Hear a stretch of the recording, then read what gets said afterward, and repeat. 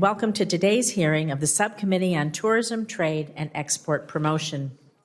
Today, we will turn our attention specifically to the important topic of exports.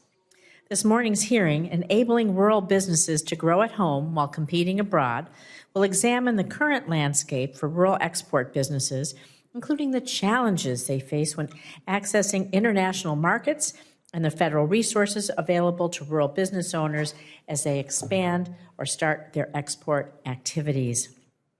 You know, exports, they're vital to our nation's economic prosperity. In 2021, exports of goods and services made up over 10% of the U.S. GDP and supported about 9 million American jobs.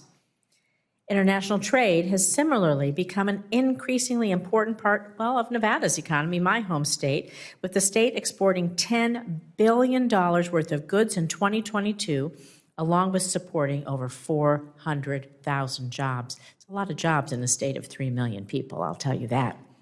And so in Nevada, we export everything from the gold we mine to the alfalfa we grow, to the lithium batteries for which Nevada is fast becoming a world leader.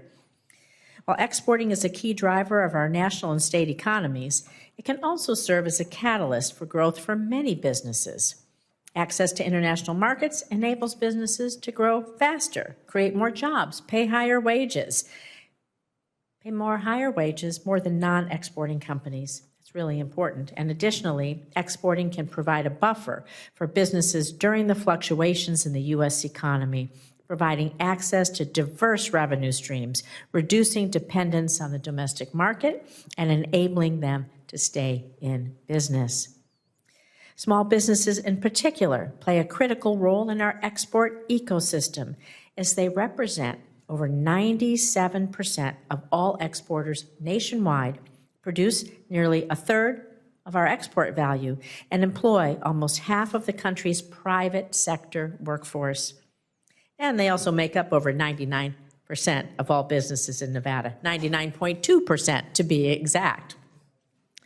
Despite numerous benefits, many companies have not yet fully capitalized on the opportunities provided by exporting. Only 1% of American companies export, despite over 95% of the world's customers living outside our nation's borders. The good news is the number of small and mid-sized exporters is growing fast and has risen threefold over the last 20 years. These numbers are encouraging, especially considering the high-cost environment facing our small businesses today. However, we must ensure that businesses in our rural communities are not left behind when policymakers consider ways to expand export opportunities for small businesses. Our rural businesses are a hub for export potential, with small businesses, farmers, ranchers, manufacturers, and others exporting billions of goods every year across the agriculture, energy, and manufacturing sector. Well, there are clear benefits and growing opportunities for businesses to begin exporting. Rural businesses, they often face unique challenges when looking to start or expand their export operations. Access to capital is a primary obstacle for many rural businesses, as there are often far fewer banking institutions and financial resources available to them in rural areas compared to larger cities.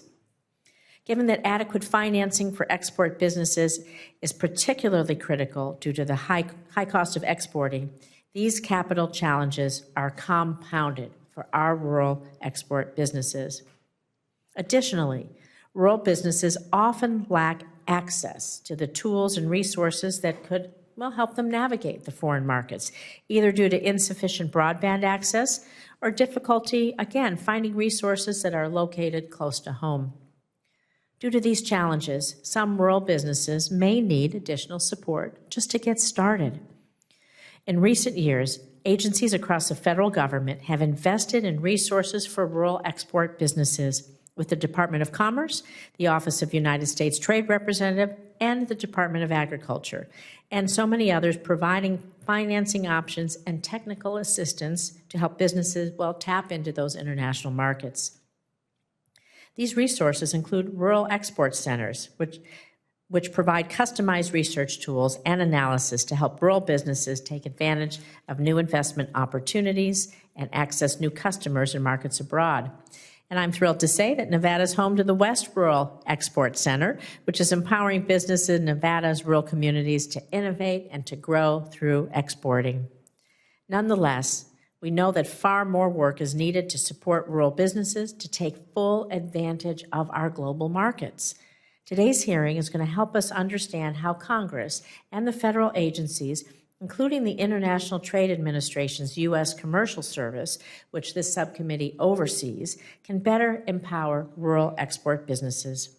That's why I'm so glad we have an excellent panel of witnesses here today to help us do just that.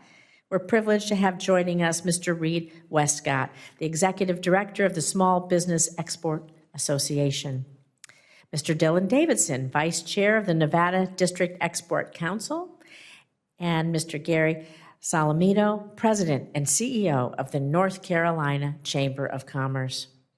Thank you to all of our witnesses for being here today, especially those who have traveled from out of state to participate in person. I look forward to hearing each of you share your experiences and expertise with us as we discuss ways to support our rural export businesses